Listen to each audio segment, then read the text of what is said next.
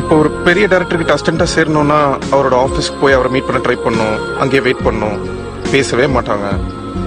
கூட இருக்கிற எடுபடிலாம் நம்மளுக்கு கேவலமா பார்ப்பாங்க. அவர் நம்மளுக்கு திட்ட சான்ஸ் இருக்கு. அதெல்லாம் மீறி அங்க போய் நின்னாதான் ஒரு சின்ன சான்ஸ் அது கிடைக்கும். அவர் வேலைக்கு சேர்த்துப்பாருன்னு. அதுக்கப்புறம் லைஃப் செட்டு தானே, ஒரு என்ட்ரி. நான் எதுக்கு அங்க போய் நிக்கணும், கஷ்டப்படணும் அப்படின்னு நினைச்சிட்டு நான் வீட்லயே உட்காந்துருந்தேன்னா அப்படியே வாழ்க்கை பூரா உட்கார வேண்டியதான். எனக்கு தெரிஞ்ச ஒரு எக்ஸாம்பிள் சொன்னேன். Also it's a matter of the heart. மைண்டோட லிங்க் ஆகி அதுங்க பாட்டுக்கு வேலை செஞ்சு என்ன முழுசா இங்க தூக்கிட்டு வந்துருச்சுங்க. நல்லா பேசுற. And you look very beautiful. அழகா இருக்க.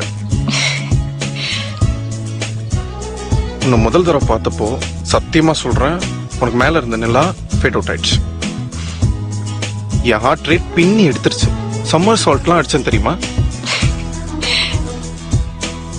யாரும் உன்னை இது வரைக்கும் மிரட்டினதே இல்லையா?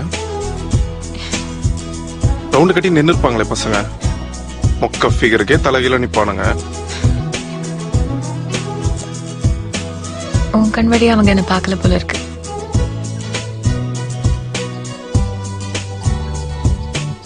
நைஸ், புரியுதுல்ல? அது வரைக்கும் சரி. என் படத்துல கூட அந்த லைனை நான் யூஸ் பண்றேன். ஹே, எனக்கு சொந்தம் அது. என் பெர்மிஷன் இல்லாம யூஸ் பண்ண முடியாது. You have to pay me for it. Sure, anything for you.